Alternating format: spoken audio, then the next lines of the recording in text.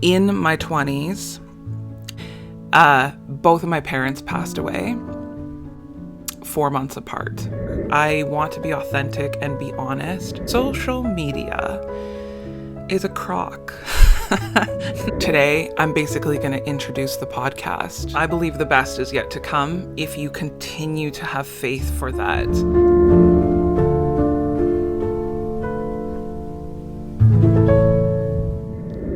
Hey, beautiful friends. Welcome to Her Radiant Life, episode 1. Uno. Egg in Hungarian.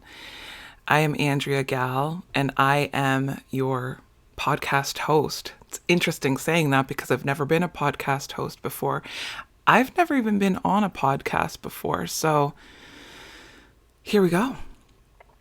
I am so glad you're here, and today I'm basically going to introduce the podcast and introduce myself, give you a little bit of background as to who I am, where I came from, some of the things that I've been through so that you know where I'm coming from.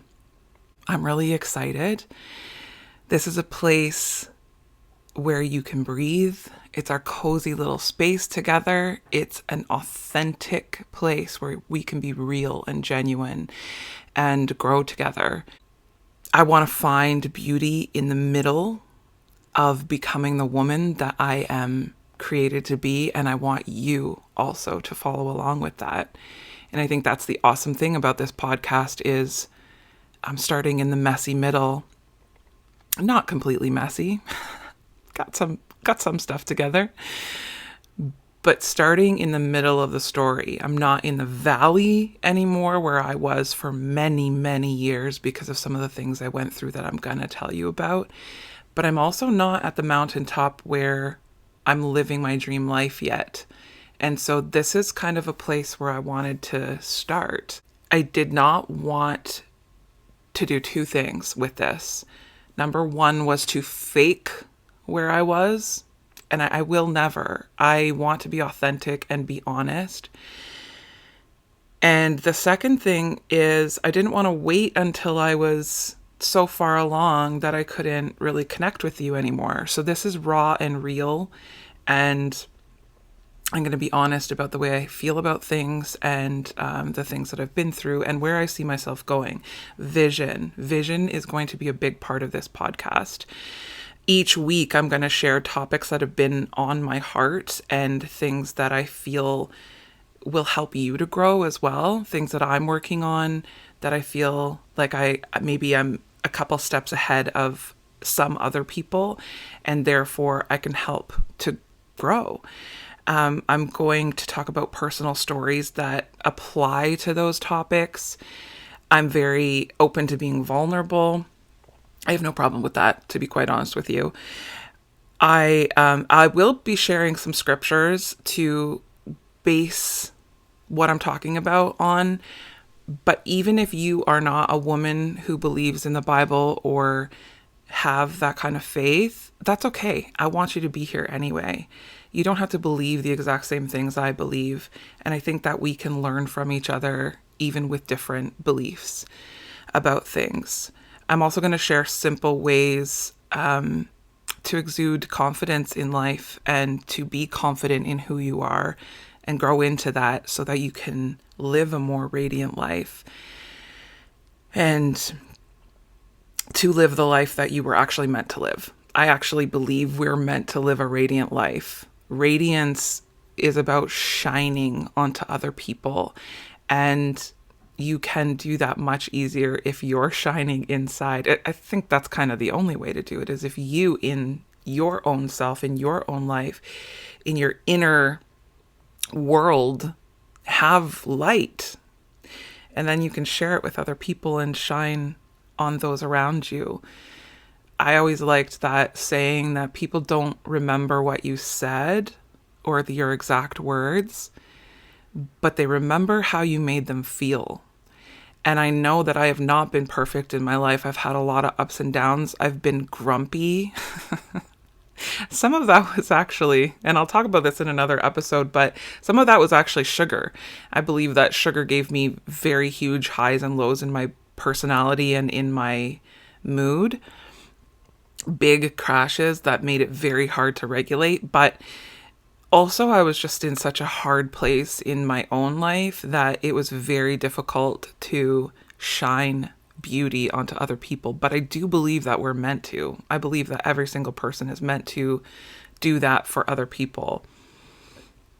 Now, we all go through seasons, and sometimes you just don't have a light to shine. It's just barely hanging on. It's just that tiny little ember. But our purpose, and my purpose in this podcast, is to grow myself and to help you grow into the place where you can be shining your radiant light and living your radiant life around others and onto others. I'm really honored that you're here and that you're listening. So thank you for sticking around with me. One thing that I do know, and goes back to authenticity. One thing I realized maybe 5 or 6 years ago is that social media is a crock. Not all of it. But we see the highlight reels. There's not often that people post the boring, mundane, day-to-day stuff, which is most of our lives, is a lot of disciplinary, doing the same thing, habitual, going to work, doing the things we have to do, making breakfasts, making dinner for a family or for yourself, or going for a walk every night. It's not that interesting. But those are the things that build us to the places we need to be, right? But people don't post about that. So we see the highlight reels on people's lives and stories, and we think that that's their life all the time. And I think that it's okay to post the highlights because, I mean, who really wants to watch all of the mundane and the daily stuff? But we need, as watchers, as content consumers, we need to realize that that's what people are posting. One of the major times that I saw this, and it was a huge epiphany for me, was a friend, maybe 5 or 6 years ago, posted about going out with her family. This amazing day where they went to get a Christmas tree. They had all these pictures of them laughing and smiling and posing in front of the tree. The snow was falling gently. They had hot chocolate. They had gone to Starbucks and all this stuff. And it was a beautiful family day. And I remember looking at it and just thinking, like, being jealous. Honestly, I was super jealous. And later that night, she messaged me and she said, I had the worst day today. And I was like, wait, was that post that you posted about you guys going to get a Christmas tree today? And she said, yeah. She was like, it was the worst day. And I was like, what do you mean? Because the pictures that you posted you looked like you were having fun. And she's like, nope, we were all miserable. My husband and I were fighting. The kids were miserable. They didn't want to go. It was really, really cold, so we couldn't feel our hands and feet. One of my kids didn't feel well. The other two were grumpy. Everyone was arguing. It was so hard to get any pictures that looked good. It was just a really bad day. And I thought, well, why did you post that then? Why did you post something that was not just a highlight reel, not even just like one of the good times in life, but literally lie about the day? I feel like we as consumers of content need to realize that that is legitimately happening all the time, and even more so with people who are actually influencers. But it happens with regular day-to-day people too. It's okay to post the highlight reels, but just know you're not watching 100% truth all the time, probably most of the time. And so I want to be authentic. I want to be real in my reels, in my content, in my podcast, on this YouTube channel. I'm going to be real. Yeah, I'm not going to show you the every single day mundane things that I do day in and day out because that's boring. But I'm also not going to lie to you. And I want to be authentic and real about that. I'm going to tell you a little bit about my growing up years and where I came from, because I think that's important to my story and for you to understand what I've been through, to know to where I've been, where I've gotten, where I've gone to. So even where I am now, it's quite a story. I had a great childhood. I had wonderful parents who loved me. I was raised in a Christian home. We went to church. That's actually where I started singing, was in church. I was about 5 years old the first time I started singing live and on stage. I was in singing contests starting from the age of 8. I won a lot of singing contests through my childhood and teenage years. I was on Canadian Idol in the top 33. It was televised. I won the Ontario London Youth Talent Search with my sister, and then we went on to the national competition in Quebec.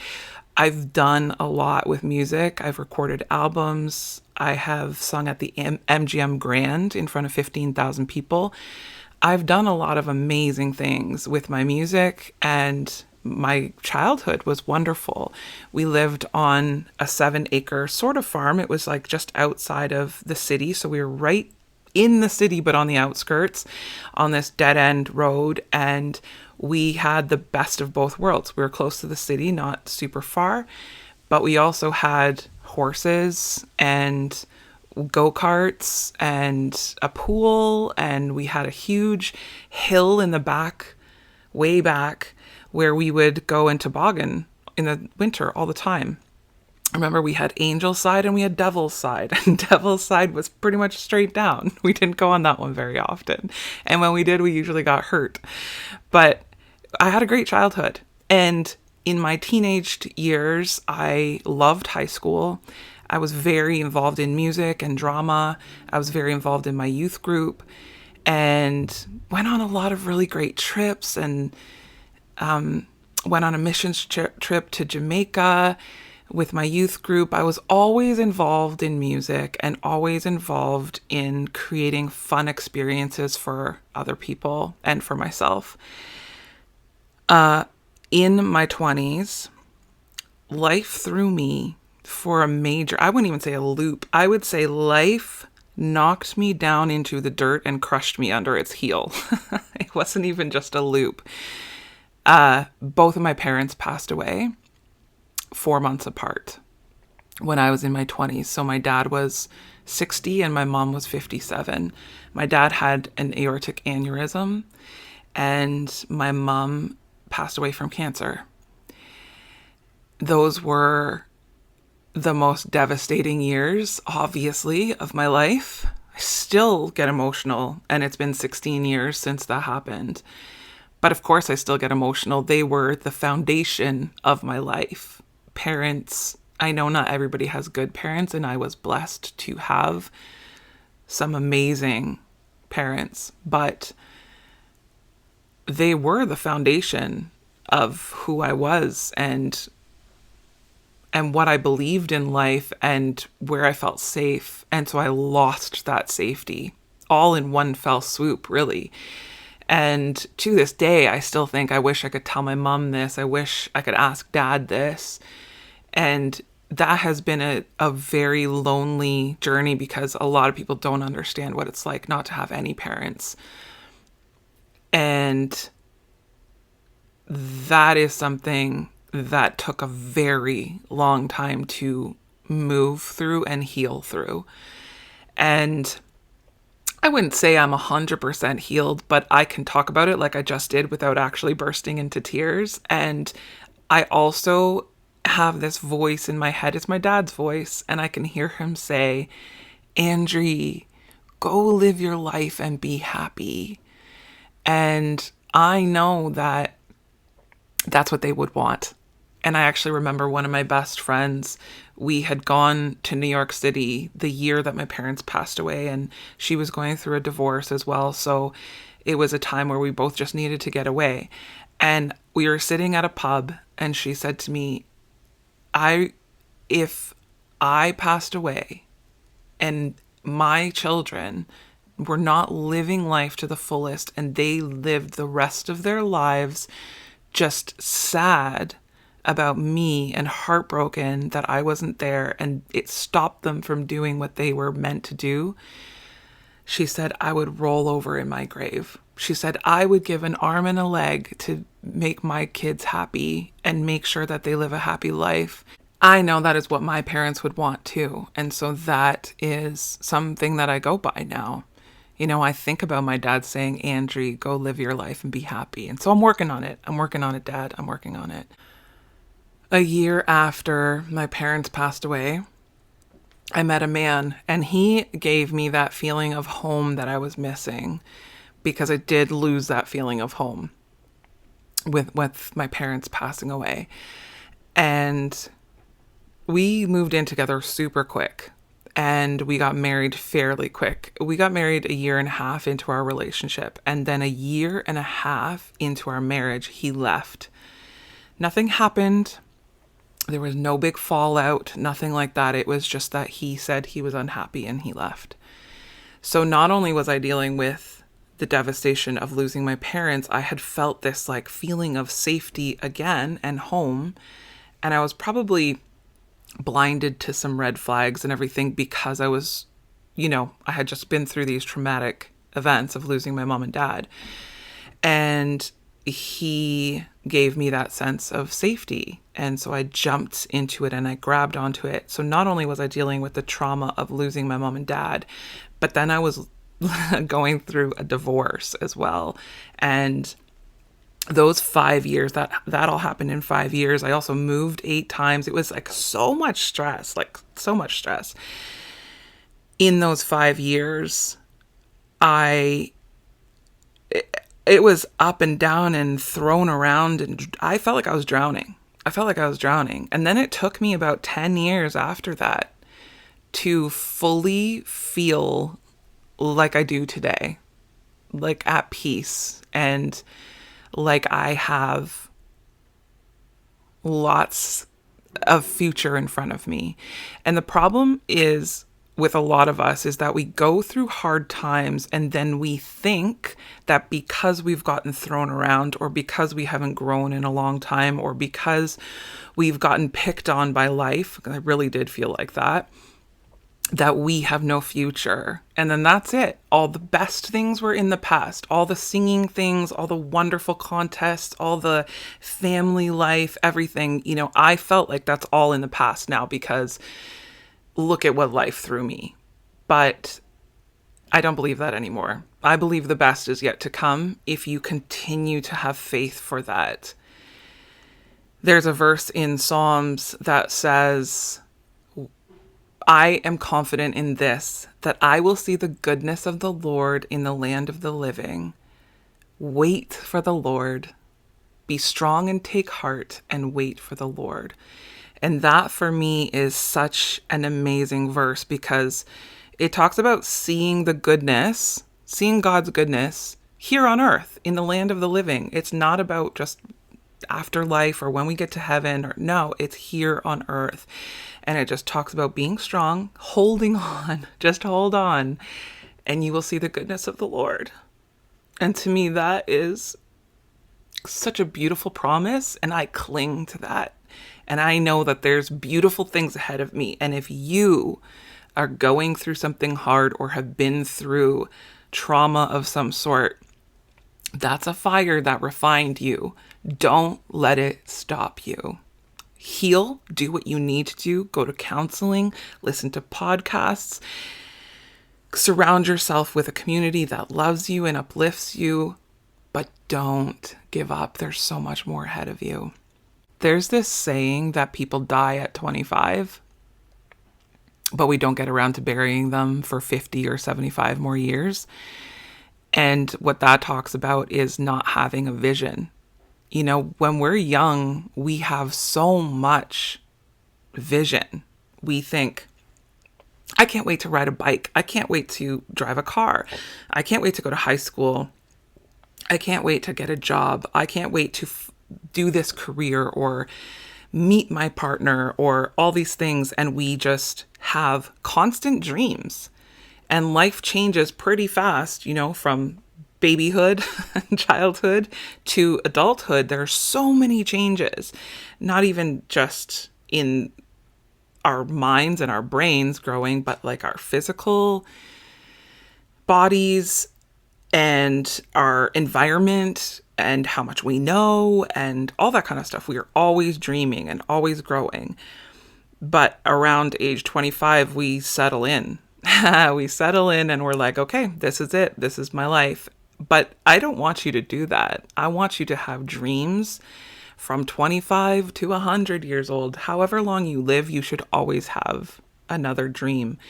And I do believe there's a balance between dreaming and having vision and also being present and grateful for where you are. But being grateful for where you are does not mean being content and living there for the rest of your life.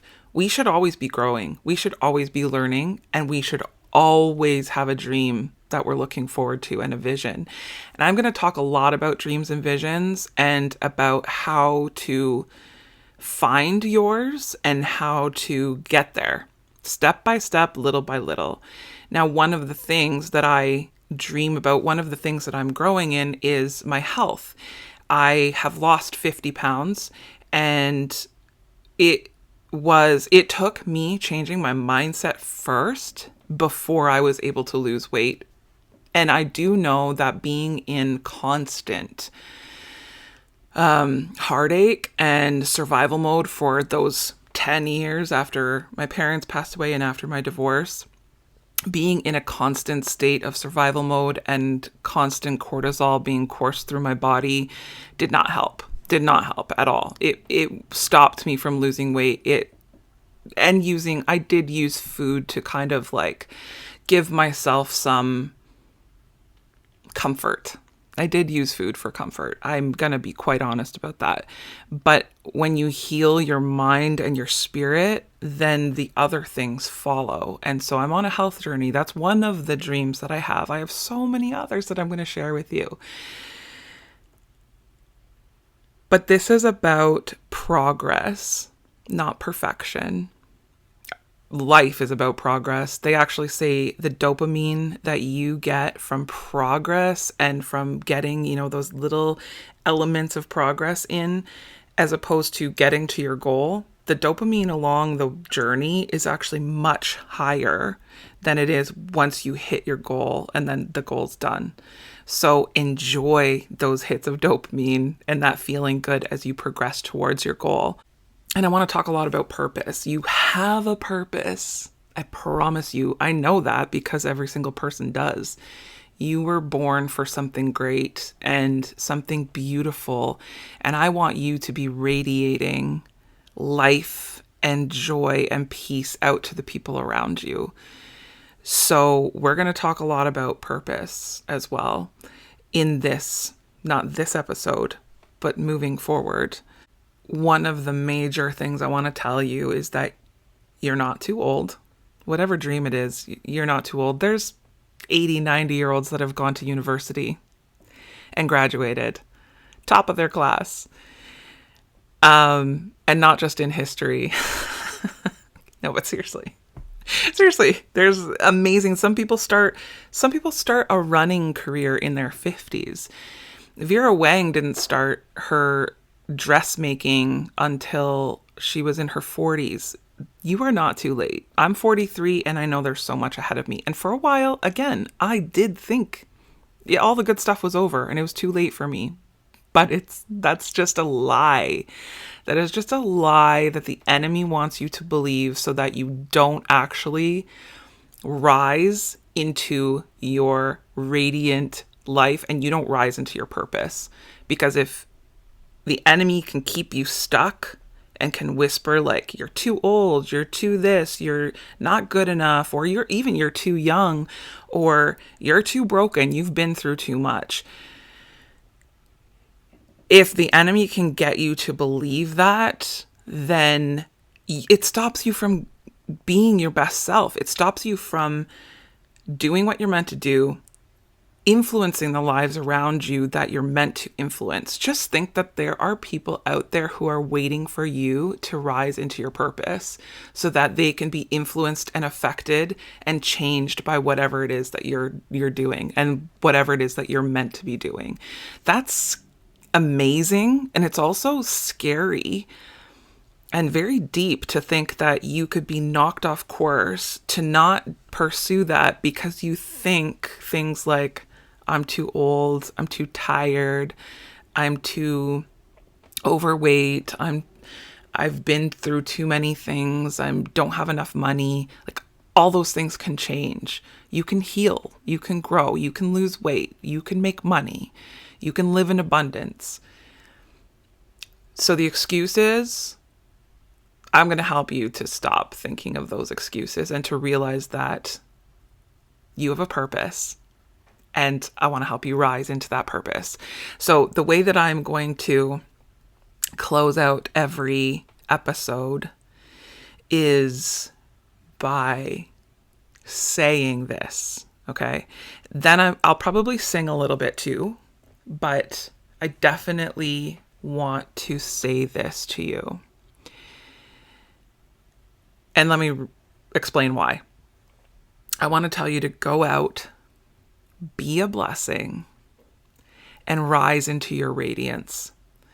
So radiance is actually radiant.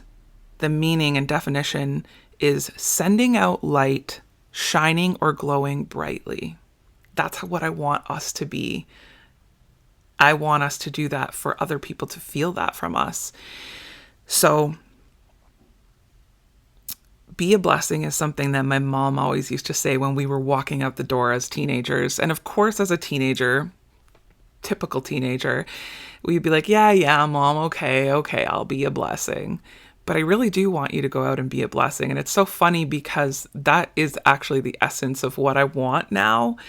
And my mom knew. My mom knew even when I was a teenager, she wanted me to be a blessing to other people. And she definitely was a blessing to other people. She was warm and welcoming and an amazing hostess. And she gave everybody a hug that walked into our house. And she was confident and beautiful. And so I want to also be a blessing when I go out. Is it going to be 100% of the time? Probably not. I told you it's going to be real and honest. It's probably not going to be 100% of the time, but as much as I can, I want to bless people and make people feel better than before they came across me. And then rise into your radiance. Rise is like it's like the sunrise. It's a slow journey. It's not like a firework. You just don't all of a sudden be radiant. It's a rise. It takes work. It takes intention, but it is absolutely possible. And radiance, I already explained to you. I want you shining light and beauty and peace and joy and happiness and abundance upon the people around you. And I think that is our purpose. There's a lot of different ways you can do that. There are a lot of different avenues to go along, but ultimately, the end goal is to pour out love and radiance upon other people. And so go out, be a blessing, and rise into your radiance. I'm going to end with just a little snippet of a song, and I hope that it blesses you. I want to use my music in a way that blesses people. That's for sure. My voice, and not just my talking voice, but my singing voice, my voice in general, the things I have to say. So here's a little snippet of a song for you. You are my sunshine, my only sunshine. You make me happy when skies are gray. You'll never know, dear, how much I love you. Please don't take my sunshine away. Have a blessed day.